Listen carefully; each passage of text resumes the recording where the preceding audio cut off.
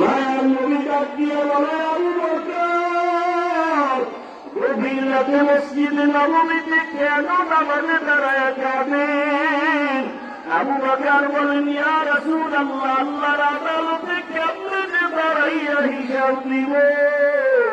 ওই মালিকের পরিচয় তো আমি এখনো পাই নাই।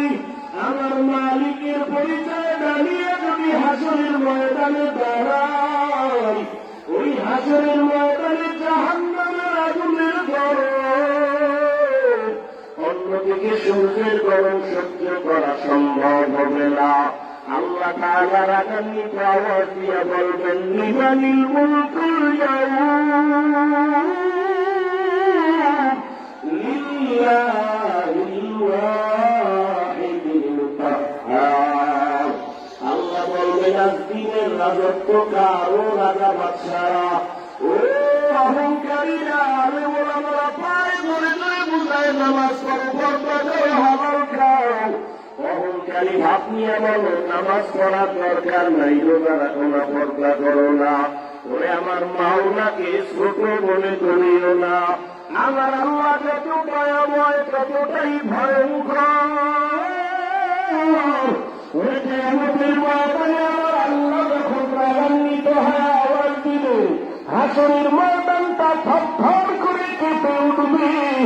আরে মানুষগুলো পাগলের মতো হয়ে যাবে, গুনাহগারের মাথার মগজগুলো ভাতের মারের মতো পাস্তার করে ঘুরতে থাকবে। ওই জাহান্নামের আগুন সহ্য করা সম্ভব হবে না রে আল্লাহর বান্দা। রহমতের নবীও আম্মা জান আয়েশার ঘরে বসে কান্না করেন। আম্মা জান আয়েশা জিজ্ঞাসা করেন, ইয়া রাসূলুল্লাহ, আমার ঘরে বসে আপনি কান্না করেন কেন? কোনো বেয়াদবি হলো নাকি? আম্মা জান আয়েশার জবাবে নবী বলেন, আয়েশা,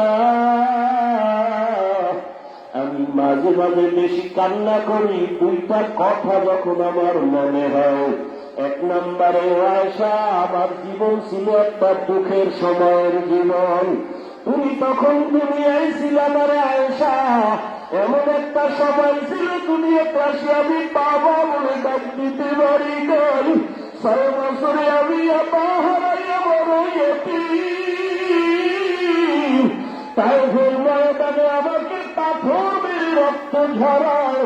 ওরে আমার তখন ভালো কেউ নাই, আমার আপনজনেরা দুশ্মন পথে কাটা দেয়। আমাকে মারার জন্য কত ষড়যন্ত্র করলো। ওই সময় আমার কেউ নাই।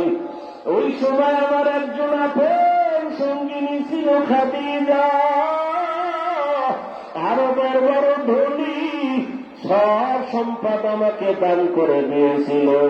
আমি দিনের দাওয়াত দিয়া যত রাতে ঘরে আসতাম, খাদিজা দরজা খুলে অপেক্ষা করত, একটা সেকেন্ডের জন্য ঘুমায় না।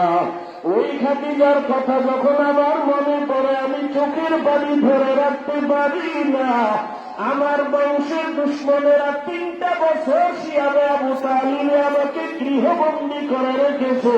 পানি পায় না, খানা পায় না। আমি মোহাম্মদ গাছের পাতা চাবাইয়া চাবাইয়া খাইয়া পেটের ক্ষুধা নিবারণ করে আমার খানা নাই, পাতা চাবা চাবা খাই।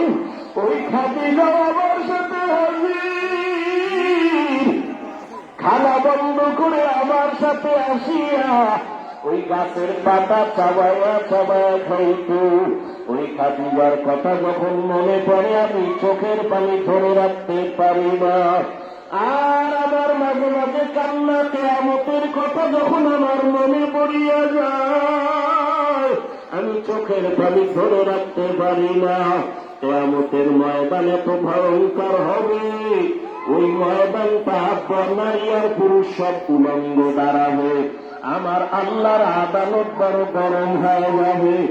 জাহান্নামের আগুনের আওয়াজ, জাহান্নাম চিল্লাইবে আর বলবে, আল্লাহ নাফরমান গুলো কই, বিধাবাদী গুনাহগার গুলো আমার পেটে দাও।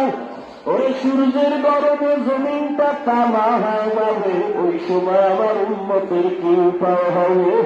সমস্ত নবীরা কাঁদবেন তাদের নিজের জন্য, উম্মতের